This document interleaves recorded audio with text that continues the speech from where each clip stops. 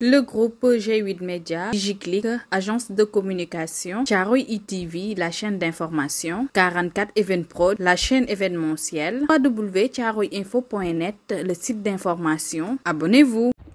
Mesdames, Messieurs les ministres et secrétaires d'État, Monsieur le Premier Président de la Cour des comptes, Monsieur le vérificateur général du Sénégal, Madame le contrôleur financier, Mesdames et Messieurs les secrétaires généraux des ministères, Mesdames et Messieurs les gouverneurs de région, Mesdames et Messieurs les directeurs généraux de l'administration centrale, Mesdames et Messieurs les présidents de conseil, directeurs généraux et directeurs d'entités du secteur parapublic, Mesdames, Messieurs. Je voudrais tout d'abord vous remercier d'avoir répondu à mon invitation pour participer à cette première conférence des administrateurs et managers publics. Quand,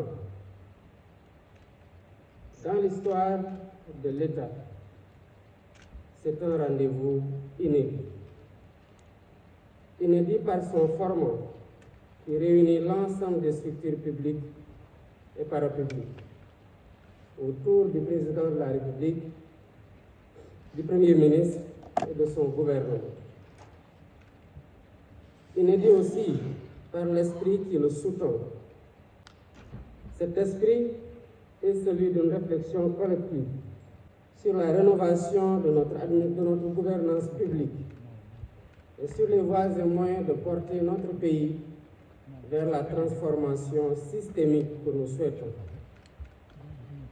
Dès ma prise de fonction, le 2 avril 2024, j'ai souligné l'impérieuse nécessité de repenser notre gouvernance et de réinventer notre administration, de sorte qu'elle puisse répondre de façon optimale à l'ambition que nous portons pour le Sénégal.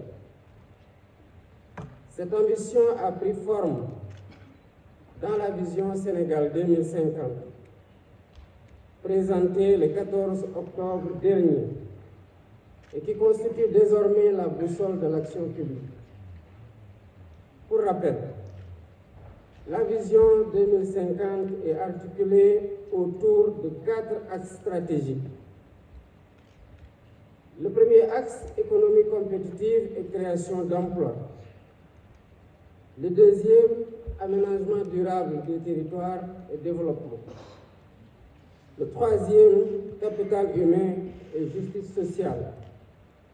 Le quatrième, bonne gouvernance et engagement panafricain. Vous noterez avec moi que le capital humain et la bonne gouvernance se situent au cœur de cette transformation. Je salue donc l'engagement constant de tous les agents publics, fonctionnaires comme non fonctionnaires, dont le dévouement quotidien fait vivre l'esprit républicain. Je leur renouvelle ma confiance ainsi que celle du gouvernement. Je souhaite également souligner le rôle crucial des cadres, dirigeants, pièces maîtresses de la haute fonction publique, qui secondent le président de la République et le gouvernement dans l'élaboration et la mise en œuvre, ainsi que de l'évaluation des politiques publiques. Au demeurant, au terme de 9 mois d'exercice du pouvoir, les constats sont alarmants. Nous faisons face à un État contraint, dont les marges de manœuvre budgétaires et financières n'existent quasiment plus. Ensuite, une administration républicaine, certes, mais manquant de cohérence et figée dans des schémas dépassés, alors même que nos réalités socio-économiques évoluent rapidement, marquées notamment par la transformation numérique et l'essor de l'intelligence artificielle. Puis, un secteur parapublic hypertrophié, doublonnant souvent avec l'administration centrale, qui est budgétivore et dont la contribution aux dividendes de l'État reste trop faible. Enfin, des services publics complexes et coûteux qui limitent l'efficacité des politiques publiques et ternissent l'image de l'État. Dès lors, il est impératif de refonder notre administration pour la rendre plus moderne, plus proche des citoyens et plus efficiente dans ses missions. C'est l'objectif même de cette conférence des administrateurs et managers publics, qui se veut un cadre de dialogue, de réflexion et d'orientation stratégique. Mesdames et messieurs, pour ancrer cette volonté de modernisation, il est essentiel de rappeler les 3 principes directeurs qui régissent la fonction publique. Le premier, le respect de la hiérarchie, indissociable de l'autorité de l'État. Le deuxième, la primauté de l'intérêt général, incarné par le président de la République et le gouvernement, eux-mêmes investis de la légitimité populaire. Le troisième, la solidarité gouvernementale, principe fondamental qui exige un respect total envers les membres du gouvernement et envers l'institution gouvernementale elle-même. Je n'entrerai pas dans les détails des attributions institutionnelles.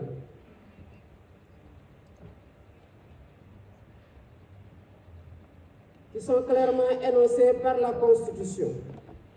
Mais je rappelle que celle-ci doit demeurer un livre de chevet pour tout responsable public. J'insiste néanmoins sur l'importance capitale du respect dû aux membres du gouvernement, institution collégiale et solidaire, seul responsable devant le président de la République et l'Assemblée nationale. Par voie de conséquence, les dirigeants des administrations centrales et des entités du secteur parapublic relèvent de l'autorité du Premier ministre, lui-même chef de l'administration, et des ministres et secrétaires d'État. C'est un impératif de bonne gouvernance. Toute décision importante, qu'il s'agisse de recrutement, de budgétisation, de contractualisation ou de partenariat, doit être validée par l'autorité ministérielle et interministérielle compétente. À cet égard, je renouvelle ma confiance totale et mon soutien indéfectible au Premier ministre et à l'ensemble du gouvernement. Mesdames, Messieurs, une gouvernance exemplaire demeure une gouvernance intransigeante sur la loyauté et l'intégrité des acteurs. Une gouvernance marquée par le sens élevé de l'État, l'exigence de transparence, la lutte contre la corruption, la réduction des comptes et l'impartialité dans la conduite de l'action publique. Sous ce rapport, l'adoption prochaine d'une série de lois sur la transparence dans le but d'améliorer durablement la gouvernance publique traduit une volonté politique soutenue de créer dans le secteur public un environnement sain, propice au travail de qualité au service du bien-être des populations, quelles que soient leurs localités de résidence. Afin de mieux répondre aux attentes de nos populations et stimuler le développement local, nous allons dès cette année 2025 activer les pôles économiques, assises stratégiques de la territorialisation des politiques publiques. Je souhaite instaurer une gouvernance de proximité, attentive à chaque collectivité territoriale, apte à déployer des politiques équitables dans l'hydraulique, l'électrification, la santé, l'éducation et la formation. Lors du Conseil des ministres du 16 octobre 2024, j'ai rappelé que la performance de l'État se mesure à la cohérence de ses méthodes et à l'efficacité des interventions. En particulier, pour accompagner l'industrialisation de nos territoires et le développement de filières stratégiques créatrices d'emplois. Dans cette optique, je signale l'importance de la refondation de l'action des pouvoirs publics qui doit être conforme aux besoins et aspirations des populations, en repensant la déconcentration et en revitalisant la décentralisation. Repenser la déconcentration, c'est évaluer la mise en œuvre de la charte de la déconcentration de 2020. Repenser la déconcentration, c'est évoluer vers une nouvelle doctrine de déconcentration plus avancée qui impulse un État central cohérent dans son organisation et ses processus de prise de décision et d'action. Repenser la déconcentration, c'est développer un État territorial performant, mieux coordonné avec ses services, restructuré et optimisé, dirigé par des autorités administratives, gouverneurs, préfets et sous-préfets, autorités administratives davantage responsabilisées et évaluées annuellement sur la base d'objectifs assignés. À ce titre, je demande au Premier ministre de définir un nouveau dispositif d'approfondissement de la déconcentration au sein des ministères et au niveau territorial. Parallèlement, nous devrons revitaliser la décentralisation en réexaminant le découpage administratif des collectivités, les compétences qui leur sont transférées et la fiscalité locale, tout en prévoyant des mécanismes de financement plus adaptés aux besoins des collectivités. Ce travail de révision se fera en concertation avec les élus locaux et les acteurs territoriaux, de manière à promouvoir une subsidiarité efficace et un développement territorial équilibré. Monsieur le Premier ministre, Mesdames, Messieurs les ministres, Mesdames, Messieurs, un État stratège confère des délégations à des entités publiques, mais veille à l'exemplarité de leur gouvernance et à leur performance. C'est pourquoi j'attache une importance primordiale à la supervision du secteur parapublic. Je demande au Premier ministre d'assurer l'application rigoureuse de la loi d'orientation du 19 avril 2022 relative au secteur parapublic, qui vise à mieux cerner le portefeuille de l'État, à maîtriser la gestion des ressources publiques et à vérifier la pertinence des interventions du secteur parapublic. Je rappelle l'exigence pour les organes délibérants et exécutifs des entités du secteur parapublic de s'en tenir strictement à leurs prérogatives. À ce titre, je demande au conseil d'administration et aux directions générales de soumettre sans exception leur choix stratégique au ministère compétent grâce à la tenue systématique de pré-conseil. Les comptes rendus de ces réunions seront communiqués en détail au président de la République et au Premier ministre. Il en va de même pour les décisions de recrutement et de rémunération.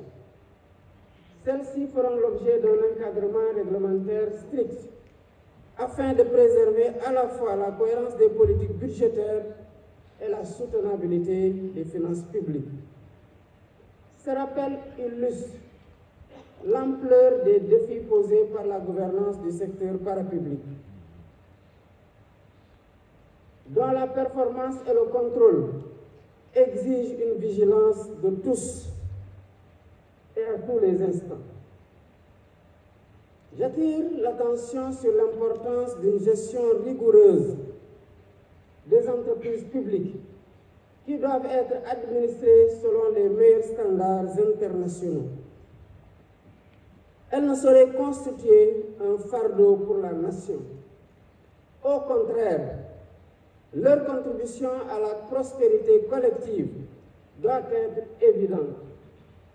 J'invite donc le ministre des Finances et du Budget, ainsi que le ministre de l'Économie, du Plan et de la Coopération, à évaluer et à actualiser la doctrine de gestion du portefeuille de l'État. Cette révision se justifie par les risques économiques, budgétaires et financiers que certaines entreprises publiques d'envergure peuvent faire peser sur nos ressources nationales.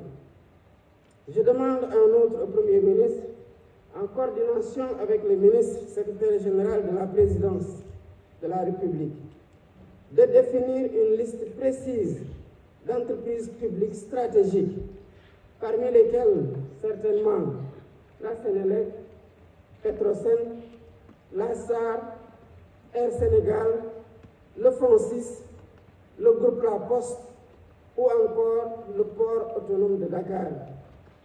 L'énumération, évidemment, n'est pas exhaustive.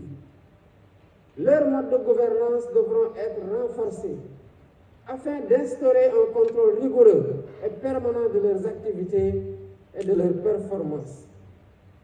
Au demeurant, j'ai déjà requis du chef de gouvernement la réactivation du comité interministériel de suivi et de restructuration des entreprises en difficulté.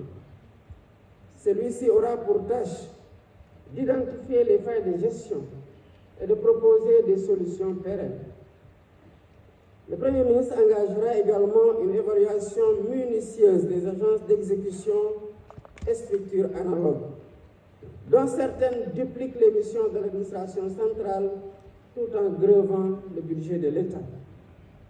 Dans le même ordre d'idées, j'ai demandé que soit élaboré un cadre législatif encadrant les autorités administratives indépendantes. Leur action et leur mode de gestion ne peuvent plus échapper au contrôle de l'État central. Monsieur le Premier ministre, Mesdames, Messieurs les ministres et secrétaires d'État, chers participants, bien entendu, je n'ai pas évoqué ici l'ensemble des constats, des acquis, des difficultés et des perspectives. Toutefois, nous partageons un socle commun, à savoir le primat de l'intérêt général, la culture du service public et le sens élevé des responsabilités. C'est l'esprit Jubal Jubanti de la lettre du 8 avril 2024 que j'ai adressée à chaque agent de l'administration du Sénégal. Nous avons également un consensus inaltérable à entretenir, c'est le sens des responsabilités. D'où cette priorité que j'attache à l'encadrement supérieur de l'État et de ses démembrements. Un système d'appel à candidature pour certains postes de responsabilité sera bientôt opérationnel.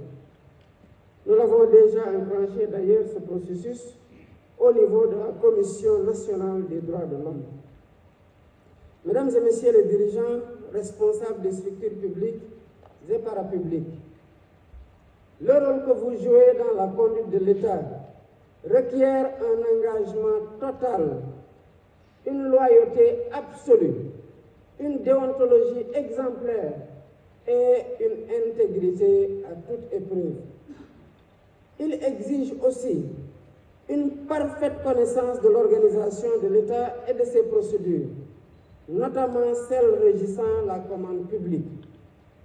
Sur ce dernier point, j'ai déjà reçu du Premier ministre le projet de création d'une agence nationale de centralisation de la commande publique. Notre objectif est de rationaliser les dépenses de l'État et d'améliorer nos marges de manœuvre budgétaires dans le cadre d'un assainissement durable et d'une gestion vertueuse de nos finances publiques. C'est ensemble que nous parviendrons à construire une gouvernance de souveraineté, une gouvernance de solutions, une gouvernance de résultats. Dans cette dynamique et sous la coordination du ministère des Finances et du Budget et sous la supervision du Premier ministre, je vous demande de finaliser les lettres de politique sectorielle dans chaque ministère et d'instaurer une culture tant au sein qu'entre les ministères. Cette démarche est essentielle pour renforcer l'efficience et produire des résultats concrets dans les délais fixés à chaque entité. J'en appelle aussi à la généralisation du management de qualité dans l'ensemble des structures publiques et parapubliques. Nous devons faire progresser la culture de la qualité et viser la certification systématique de nos procédures, qu'elles soient simples ou complexes. Telle est la condition pour garantir la continuité de l'État qui dépasse les régimes et les personnes au pouvoir. Le temps est également venu d'accélérer la transformation numérique de nos administrations. La dématérialisation des formalités et leur accessibilité simplifiée représentent des gages de transparence et de bonne gouvernance. Je demande donc au Premier ministre, chef de gouvernement, de lancer la réforme cruciale des systèmes de gestion des finances publiques en intégrant les systèmes d'information financière de l'État. Le 24 février 2025, je lancerai le New Deal technologique. Il nous permettra de bâtir un service public moderne, agile et tourné vers l'avenir. Parallèlement, j'encourage le gouvernement à faire de l'innovation publique un levier d'efficacité et un vecteur de communication, à l'image du récent Govaton. C'est dans cet esprit que dès le début de mon mandat, j'ai décidé de la création à la présidence de la République d'un bureau d'intelligence et de prospective économique. Il travaille en synergie avec le bureau de suivi et d'évaluation des politiques et programmes publics et le bureau opérationnel de coordination et de suivi relevant de la primature. En attendant la mise en place d'un dispositif de pilotage plus robuste de l'agenda national de transformation Sénégal 2050, ce dispositif renforcera la culture de suivi et évaluation, indispensable pour mesurer l'impact de nos politiques et pour assurer l'amélioration continue du service public. Mesdames, Messieurs, diriger, c'est décider. C'est surtout conduire des hommes et des femmes. C'est donc en définitive disposer d'un capital humain précieux à valoriser pour améliorer les performances des organisations publiques et parapubliques. C'est pourquoi la transformation de la fonction publique est une priorité absolue. Nous devons replacer l'usager et le citoyen au centre de nos préoccupations. Nous devons également faciliter la mobilité des agents et résister aux tendances corporatistes. Nous devons enfin engager un examen réfléchi de nos grilles de rémunération, améliorer la formation initiale et continue des agents et repenser nos écoles nationales de formation. Je demande donc au Premier ministre de me proposer un programme ambitieux de transformation de la fonction publique, incluant la réforme des écoles de formation spécialisées ainsi que des formations et recrutements à l'École nationale d'administration. Je l'invite en outre à promouvoir une fonction publique d'emploi ouverte et inclusive, avec la généralisation des fiches de poste et où la contractualisation pour certains postes de direction sera une réalité. Au demeurant, le bien-être au travail constitue un impératif de motivation et d'efficacité. Le Premier ministre veillera à une gestion rigoureuse de l'immobilier public, à l'amélioration du cadre de vie dans les administrations et à un usage optimal des équipements informatiques et des services numériques qui seront préalablement validés par le ministère en charge du numérique. Monsieur le Premier ministre, Mesdames, Messieurs les ministres et secrétaires d'État, Mesdames, Messieurs, la marque de l'État, c'est sa capacité à décider. Quant à l'administration, sa marque réside dans sa force d'action, à travers la mise en œuvre d'une vision approuvée par le suffrage du peuple souverain. Je ne saurais clore mon intervention sans saluer la qualité de notre administration et sa prodigieuse faculté d'adaptation, même dans les périodes de profonde réorganisation. Je sais pouvoir compter sur l'enthousiasme et la mobilisation de chacune et de chacun pour redresser le pays et pour bâtir un État au plus près des populations et à la hauteur des défis de notre époque. Je félicite le Premier ministre et le gouvernement et l'ensemble des personnalités présentes ici et leur renouvelle mon soutien et mon appui. Cette première édition de la conférence des administrateurs et managers publics, qui deviendra une rencontre annuelle à thème, constitue un moment d'introspection et de convergence. C'est un séminaire gouvernemental élargi où nous affinons notre vision et harmonisons notre compréhension des missions qui nous incombent et des règles qui gouvernent notre action. Je vous souhaite une journée féconde, riche en réflexions et en propositions de grande valeur. Je déclare ouverte la conférence des administrateurs et managers publics et vous remercie de votre aimable attention. Le groupe G8 Média, DigiClick, agence de communication, Thiaroye ITV, la chaîne d'information, 44 Evenprod, la chaîne événementielle, www.thiaroyeinfo.net, le site d'information. Abonnez-vous.